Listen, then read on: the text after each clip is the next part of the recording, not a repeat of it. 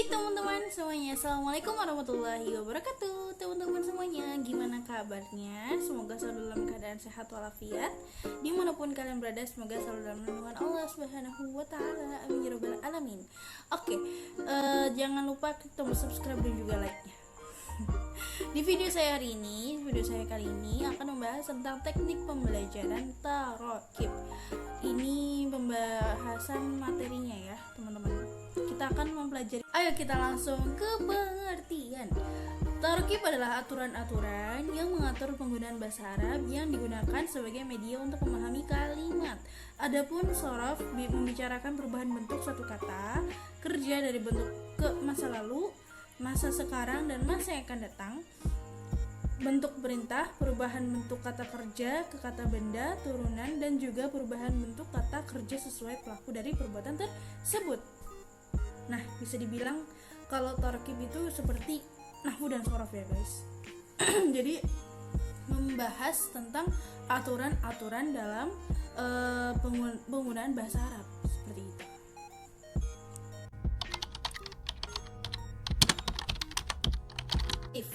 Memulai dengan contoh-contoh yang baru, kemudian siswa diminta untuk memberikan kesimpulan kaidahnya. Yang ketiga ada modal al-mu'dilah, yaitu An-Nas al-Arabi, yaitu metode pembelajaran nahwu menggunakan metode yang bersambung dan tidak terpisah. Selanjutnya ada tujuan pembelajaran nahwu atau bisa disebut dengan tarokibnya. Yang pertama ada menjaga dan menghindarkan lisan serta tulisan dari kesalahan berbahasa serta menciptakan kebiasaan berbahasa yang fasih.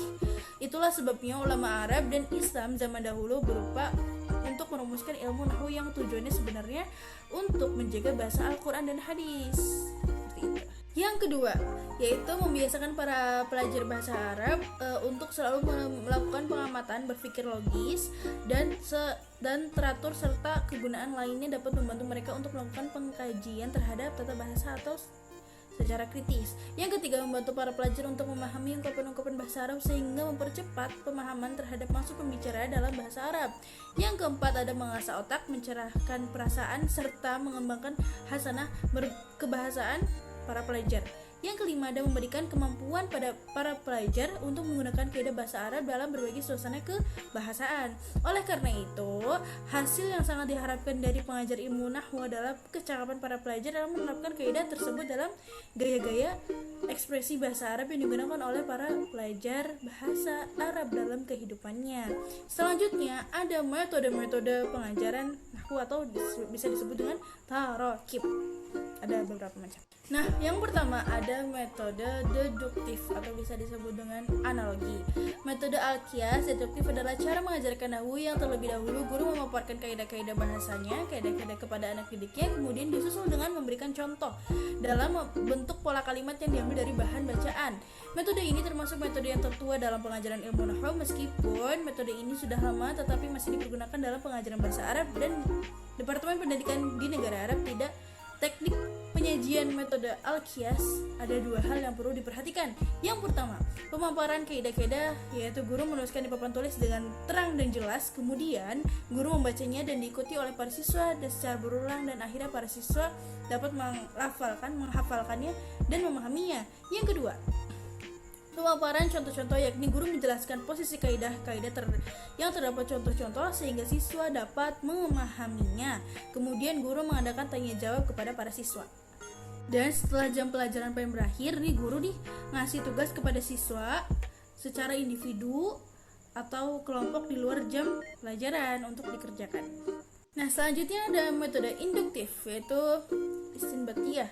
Disebut juga metode induktif. Metode induktif ini adalah metode yang dimulai dengan pemaparan contoh-contoh dan dengan memperbanyak latihan-latihan. Kemudian dilanjutkan sampai kepada generalisasi atau pemaparan kaidah-kaidah yang umum. Metode ini sesuai digunakan pada tingkat mutaqaddim, yaitu tinggi. Adapun pada tingkat mutawasit atau pemula, mereka belajar nahwu dengan nas sempurna, membaca dan memperbanyak latihan, kemudian diikuti dengan pemahaman kaidah nahwu. Nah, metode ada teknik penyajian pertama, yakni dengan pemaparan contoh-contoh sederhana, kemudian kaidah-kaidah.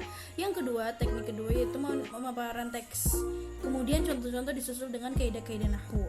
Nah, pemaparan metode induktif dalam pembelajaran di kelas antara lain sebagai berikut. Yang pertama, guru menerangkan dan menjelaskan teks-teks bacaan tersebut dengan mengeluarkan contoh-contoh yang difokuskan pada materi dan menjelaskan kaidah-kaidah yang terdapat dalam bacaan tersebut. Yang kedua, hendaknya para siswa banyak mengajukan pertanyaan pada guru agar dapat menyelesaikan teks-teks bacaan yang ada. Selanjutnya ada metode pengajaran tarokib. Yang ketiga, metode kaidah dan tarjamah. Nah, metode kaidah dan terjemah ini ditekankan pada penghafalan dan pemahaman kaidah nahwu dan juga penerjemahan.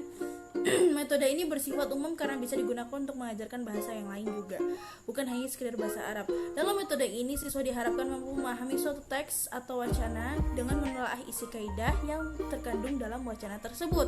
Untuk mengaplikasikannya, metode kaidah ini dan terjemah dalam pengajaran bahasa asing, dalam hal ini bahasa Arab, kita perlu melihat konsep dasar metode ini. Sebagaimana yang kita ketahui bahwasannya ada dua aspek penting dalam metode kaidah dan terjemah. Pertama, kemampuan menguasai kaidah tata bahasa, dan kedua, kemampuan menerjemahkan.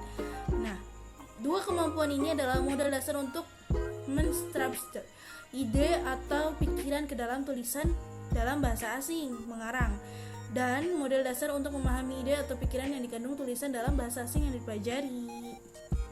Oke teman-teman, mungkin itu saja yang bisa saya sampaikan pada video tarokib kali ini. Mohon maaf atas banyak kekurangan dan ketidaksempurnaannya. Kurang lebihnya mohon maaf. Billahi taufiq wal hidayah. Assalamualaikum warahmatullahi wabarakatuh.